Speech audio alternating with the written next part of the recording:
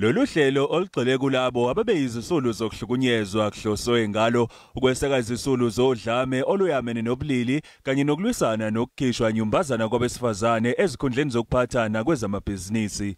Njengoba umnyango wezemidlalo, amaciko namasiko ubamba iqhaza limqoka ekuletheni ubunye ngohlelo lwalo lwe-social cohesion, ukholwa ukuthi alukho ubumbano uma besifazane besacindezelekile.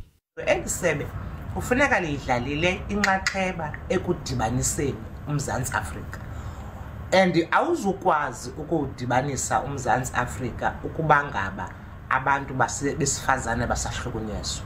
Kaloku ukuhlukunyezwa kuthetha ukuthi akudityanwanga kusisizwe.